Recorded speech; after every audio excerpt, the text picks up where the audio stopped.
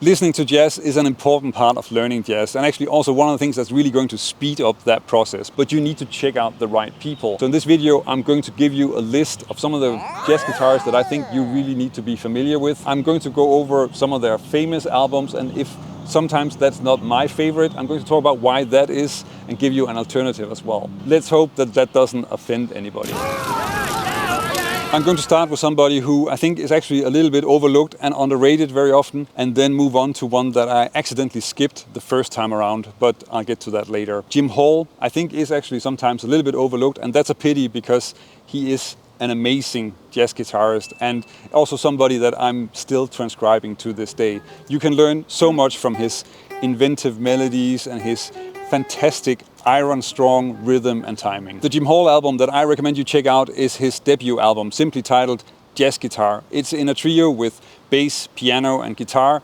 His playing on this is super solid, very traditional, but at the same time also kind of giving us hints at what's to come, because he really invented modern jazz guitar. A funny side note about his debut album is that it was of course released without drums, but then later, because of the success of people like Kenny Burrell and Wes Montgomery, who will appear later in the video, they actually overdubbed drums on it and re-released it later. Now, I've never heard that version, probably that might be better, but I am kind of curious how that sounded. As you can see then, I'm in Taiwan. You've been in Taiwan this whole time? I'm performing at the Taichung Jazz Festival this Saturday with Nick Javier and his band, and I thought it would be fun to try and shoot a video here, even if I'm shooting on location, so that's not something I'm used to. I'm learning, and maybe the quality is not what you hope, but at least you get to see a little bit of some of the parks in Taiwan.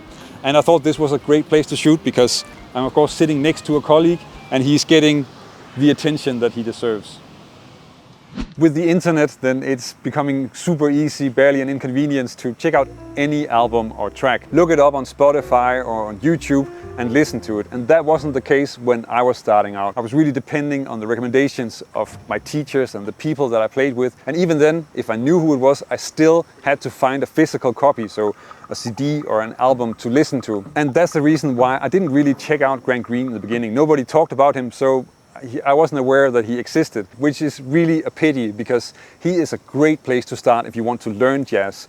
If you listen to him, you will hear clear, playable, strong bebop executed in a way that you can actually fairly easily check it out on guitar and learn from it. Something that we don't have a ton of examples of. Now, I've talked about in other videos how I don't really like Grant Green's tone on those earlier albums. So my favorite album is a little bit later in his career. It's one of the Blue Note albums. It's solid, but that's also with Joe Henderson and McCoy Tyner. There's just so much great music on that album. Definitely worth checking out. If I was to recommend an earlier album, probably Grant's First Stand is a good one. It's pretty early, it's in '61 I think, but that's Grant Green in an organ trio. That's really also an album with some fairly famous Grant Green solos that you want to check out, even if I think that the guitar tone has maybe a bit much pick attack and way too much spring reverb.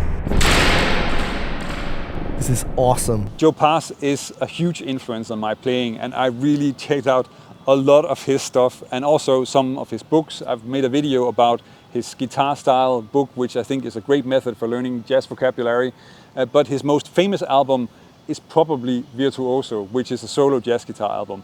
And to be honest, that's not my favorite album. I don't actually like that album that much. I don't listen a ton to solo jazz guitar. I tend to be much more focused on jazz where it's about playing together in a group. So my favorite Joe Pass album is Intercontinental, which I think is a great example of his playing. I'm pretty sure they didn't rehearse anything and they're just going into the studio and recording some standards, but the result is amazing. I have another video where I'm breaking down a jazz blues off that album, and you definitely want to check out that album. It's Joe Pass at his very best. The first time I heard Barney Kessler's playing, I was actually everything but impressed, but that was just because I was listening to the wrong stuff. The albums that you want to check out from Barney Kessler are the Paul Winners albums. They're actually sort of the first jazz guitar trio albums that are out there. I think there are 3 of them, and they're with Shelly Manne, Ray Brown and Barney Kessel. They are amazing albums. It's actually kind of hard to screw it up if you're in that company, but that's where you want to start if you want to hear some truly great Barney Kessel. I didn't think about this when I was preparing the video, but actually I'm recommending really a lot of debut albums, and this is another one.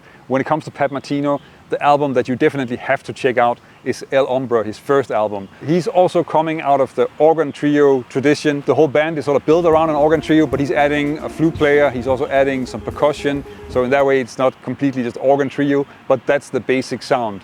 It's an amazing album from, I think he's 22 at the time.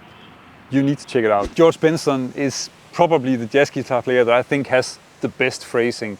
It is really amazing how good he sounds most of the time, even if maybe some of the later stuff where he's like focusing more on being a vocalist than a guitar player is not really to my taste. And don't get me wrong, I think it's perfectly fine, he should do whatever he wants. Those are just not going to be my favorite albums. So my favorite albums from him will probably be Cookbook, which is really just a sort of a picture of where he came from, the organ trio and those groups playing in a quartet, which is like an organ trio with a saxophone player. That is an amazing album. Everybody is playing really solid solos. Another one that's really great to check out that I also want to mention is Giblet Gravy, where he's actually playing with Herbie Hancock, Ron Carter and Billy Cobham. That's where the famous version of Billy's Bounce is found, which I've talked about many times and also made an entire video on. For this video then I kind of ended up just going with the classic guitar player, so really the people that are active in the 50s, 60s, and of course there's a lot happening on jazz guitar afterwards, and actually jazz guitar becomes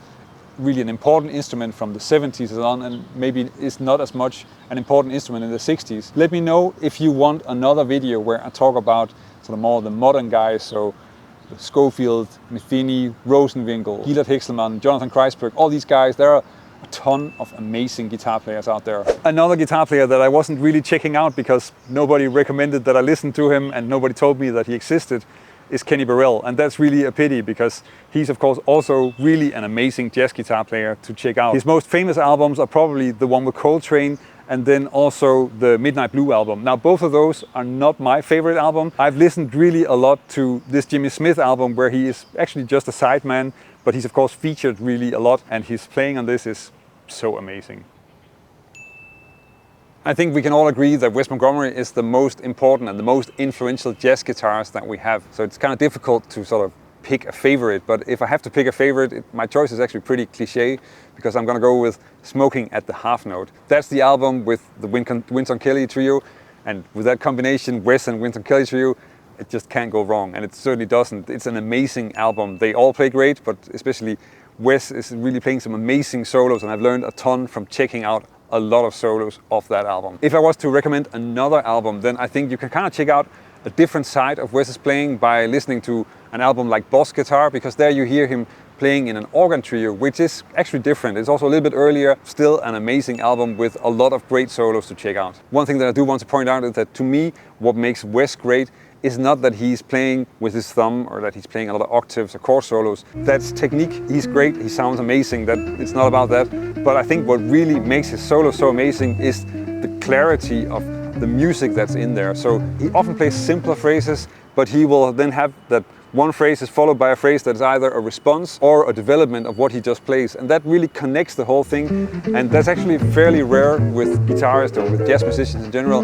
And that is what makes Wes a genius to me. Because I was depending on recommendations from my teachers and the people that I played with, not the internet, then there are a few guitarists that I listen to really a lot that are maybe not as famous. But there are some really great albums that I definitely think you want to check out. The first one I want to mention just shortly is Lon Lovsky and his debut album, another debut album, which is It Could Happen to You. That is such an amazing album. He's always great, but that album is definitely worth checking out, and I've listened to that so much. Another album that you want to listen to is a Vic Juris album that right now I can't remember the name of, but I'll put the cover on screen so you can check it out. The way he plays here is so beautiful, especially that first standard, I Heard You Cried Last Night, is such an amazing song, the way he plays it, and it's such a beautiful feel. You definitely want to check that out. But besides listening to the music, then you of course also want to start to find solos that you can learn by ear. That's the best way to really develop your phrasing, your swing feel and your timing. But you also have to make sure that you're not starting with something that's too difficult that you'll just break your neck or that you will get demotivated by. So to help you with that, check out this video, which goes over a few solos that are pretty easy to learn and not too long, and definitely will help you develop your playing.